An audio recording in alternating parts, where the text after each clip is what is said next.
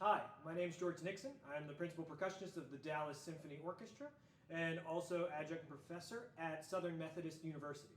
I'm going to be playing the TMEA Etudes for this year for you and talking about a few pointers about how to execute them and how to be as musical as possible to have the most successful audition you can.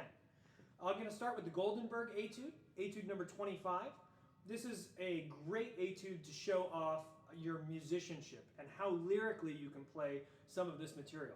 I really like to use a sticking that highlights the music at hand, so not necessarily alternating, but I see the first few measures actually in groups of two in the 3/8 as 3 notes and 3 notes and 3 notes. So I use a right, left, left sticking to start off. So it naturally gives it that falling musical line.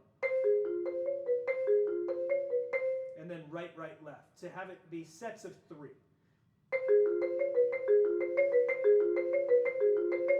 The whole way through, since it's an etude in 3/8, I'm going to try to show off the compound meter by using a really round lyrical approach to all of my 16th notes. So instead of feeling like it's literally in 3, I'm going to try to make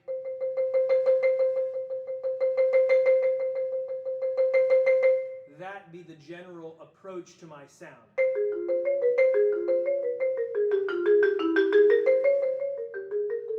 So that you can hear the line smoothly goes across the phrase for all 3 beats. I'm going to try to connect my rolls and have them actually be part of the lyrical phrase that's going on. So there are only a few rolls that happen in here, but I'm going to vary my roll speed so that that becomes part of the musical intention. The first one being in the middle of the 4th line. So I'm really going to actually swell and make sure that that is connected to the top C.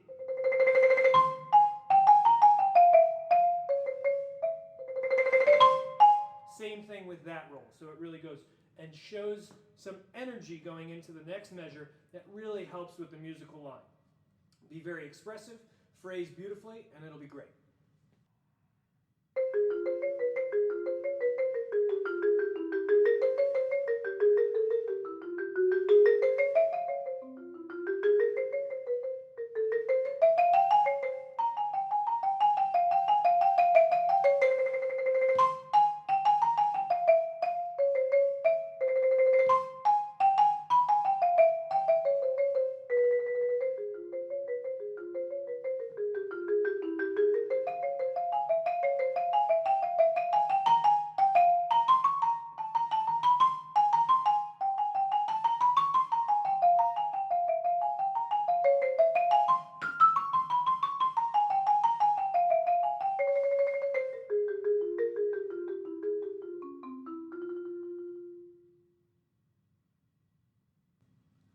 For the 4-mallet etude, titled Sojourn, this is a 3/4 piece, so similarly to the 2-mallet etude, I'm going to be trying to show off a very round, waltz-like lyrical quality.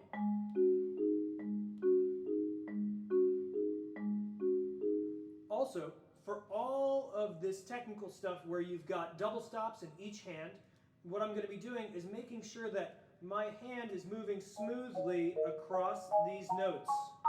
And I don't want to be too vertical up and down, because what that's going to do is it's going to give me a little more harshness in the sound.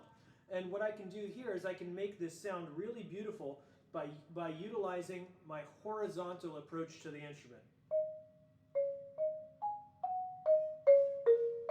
Same thing with the left hand, really showing it off in the left hand. It's like bouncing a ball. The lowest A flat is the momentum that lets my arm carry the next 2 across. So 1, 2, 3, 1, 2, 3. And that helps us physically build in some of the musicality that we want to come across. So we're trying to tie the physical aspects together with the musical.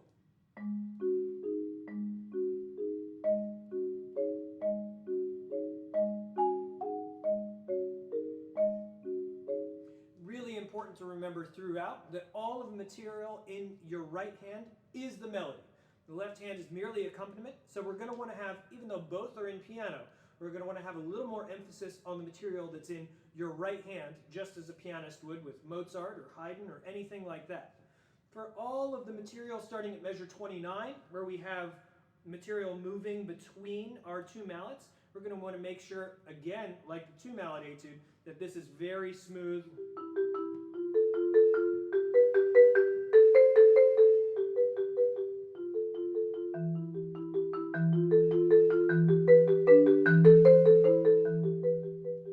So again, giving it that feeling of being in 3.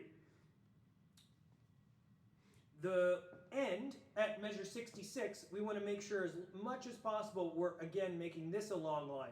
This kind of permutation between our hands could have the tendency to be very vertical and up and down musically, but we want to make it yadom, beadom, beadom, beadom, yadom, beadom, beadom, beadom. Really smooth.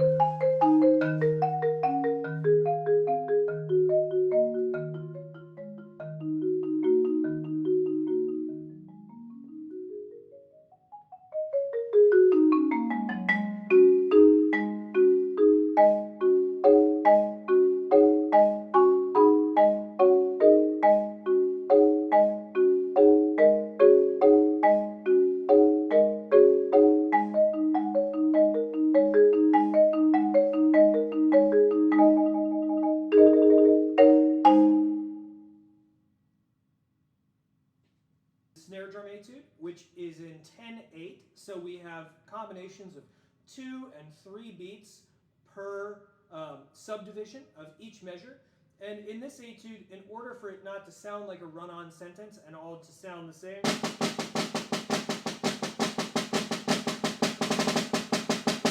what I'm going to do is I'm going to try to give it as much of the shape of the underlying 2 or 3 as possible and give it little phrases so that it changes it up and it makes it a little more musical and a little more interesting to the listener.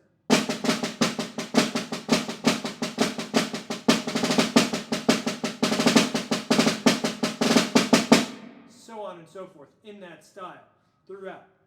One of the tricky things is making sure our triplets and our eighth notes go smoothly back and forth, for example in measure 9. And so a good exercise is just going back and forth.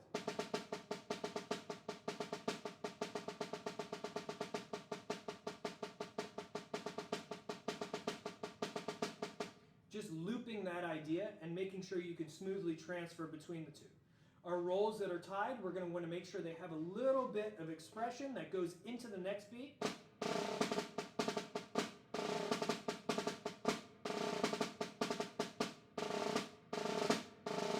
So it's each roll goes ever so slightly musically forward into the downbeat, which I find very helpful for carrying the music forward.